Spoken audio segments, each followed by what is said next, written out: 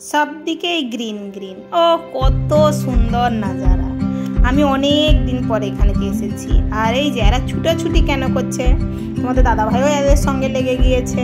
আর কেন জানো, এই যে গরুটা দেখতে পাচ্ছ, এর যে বন্ধু বান্ধব আত্মীয় স্বজন সবকে নিয়ে যে এখানকে এসেছিল সবাই চলে গিয়েছে। ও কোথাকার জঙ্গলে গিয়েছিল কি জানিনি, তো ওকে ছেড়ে দিয়ে সবাই চলে গেছে। ওই জন্য ও আর রাস্তা খুঁজে পাচ্ছে। তো এই খুঁজে পাওয়ার না কারণে ও একা একাই এখানে গোল গোল ঘুরছে। এই জন্য বাচ্চাগুলো পিছনে লেগে গেছে। আর তার সাথে সাথে তোমাদের দাদাভাইও লেগে গেছে। যে ও আর গেট দিয়ে রাস্তা দিয়ে চলেই যাবে, কিন্তু এবারে ওই যে বাচ্চা মানুষ যেমন হয় অবস্থা, তার সঙ্গে তোমাদের দাদাভাইও বাচ্চা বেনে গেছে। আর ও বাচ্চার সঙ্গে সব আমরাও বাচ্চা বেনে যাই। বাস এই জন্য আর কি করা যাবে। তো অনেক দিন পরে এই মাঠে এসেছি। আর এখানতেই আমি আসি দাদাভাইয়ের সঙ্গে মাঝে মধ্যে। খুবই ভালো লাগে জায়গাটা। আর জায়গাটা বলার দেখাচ্ছি যে তোমার দিকে, তো সেই জিনিসটা এই যে আর একটা জিনিস দেখানো, এখানে অনেক গাছপালা লাগানো আছে, ফলেরও গাছ লাগানো আছে। তো এখন তো পিয়ারি সিজন, বর্ষাকাল, আর এত এত পিয়ারি হয়েছে। গাছের পাতা ভিতরে পিয়ারি, তো অতটা দূর থেকে বোঝা যায়নি, কিন্তু সামনে গেলে এত পিয়ারি হয়েছে। নিচে তো পুরো বিছানা হয়ে আছে, একদম পিয়ারি গাছে দেখাই যাচ্ছে যে কত বড় বড় পিয়ারি হয়ে আছে একদম।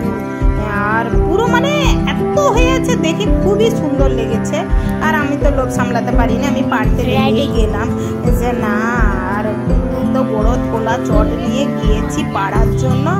আর এই যে আমার একটা ক্যামেরাম্যান ওখানে আছে, একটা বাচ্চাকে পেয়েছি, ওখানে ওরা থাকে, যে ওকে বলে দিচ্ছি যে ক্যামেরাটা একটু ভালো করে ধরো, কারণ ও বাচ্চা তো এখনো ক্যামেরা ধরতে জানেনি। আর আমার ওখানে ক্যামেরা ধরার কেউ নেই। দাদাভাই সাথে গিয়েছে, কিন্তু গেলে কি হবে, সে একটু দূরে আছে, নাহলে সেই আমার ক্যামেরাটা এই তো মজায় মজায় পুরো একদম মানে বস্তা ভর্তি করার একদম স্মরণ দিয়ে দিয়েছি যে আজকে আমি এগুলো ভর্তি করবো। আর ওকে বলছি যে একটু ঠিক করে ক্যামেরাটা ধরতে।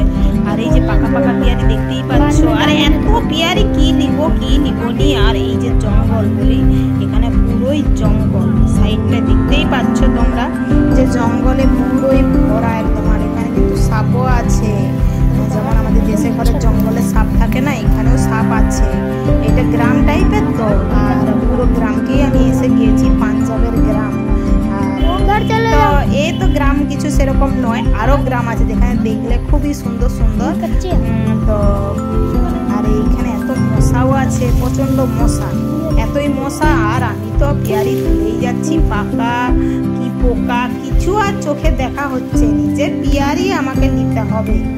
আর বলি যে এত পিয়ারি আমি তুলবো, আমি একা খাওয়ার জন্য তুলবো নি, আমার আরো সঙ্গ পঙ্গ পাল আছে, সবকে দিয়েই খাই আমরা। কারণ আমি কোনোদিন একা কোনো জিনিস খেয়ে পছন্দ করতে পারিনি।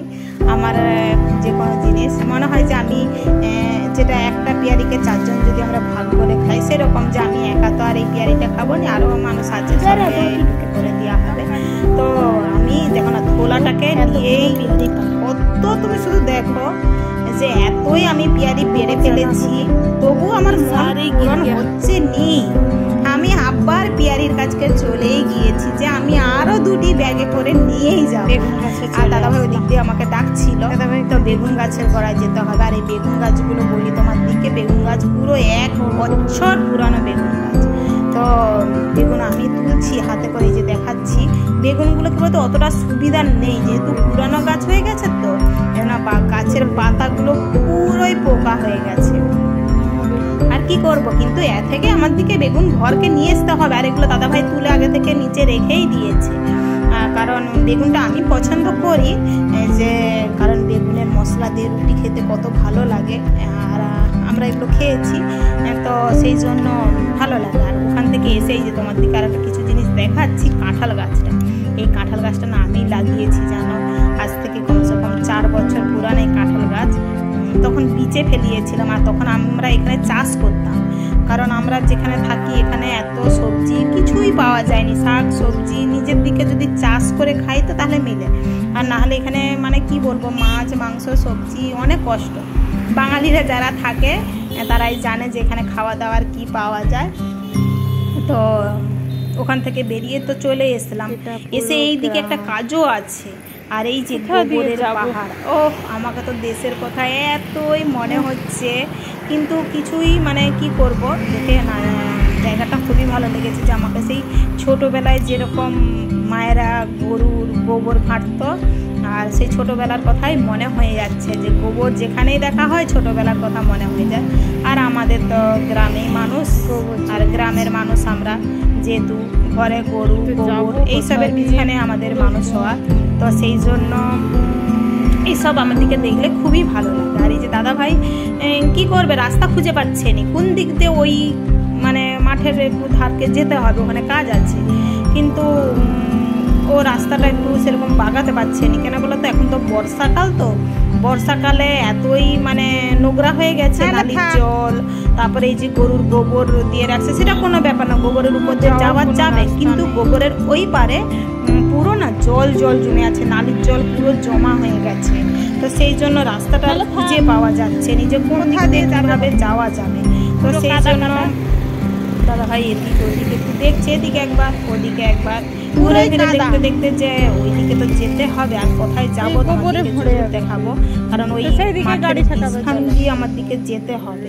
তো ওখানেও একটা কিছু কাজ আছে, ওই সবজি নিয়ে আছে, সেটা তোমরা সবাই জানো সবজিটা।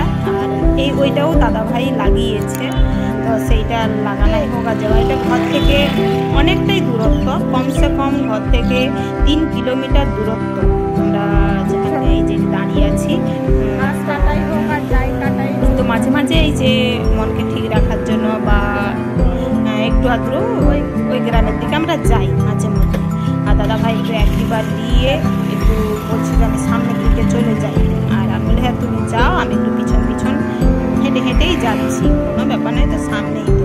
বলতে দাদা ভাই ওখানে পৌঁছেও গেছে, আর ওখানে গাড়িটা ঠেকিয়ে ওই দিক দিয়ে একটা রাস্তা মানে একটু শুকনো আছে, যে ওই দিক দিয়ে যাওয়ার জন্য, যে ওই জন্য শুকনো রাস্তা পেয়ে গেছে।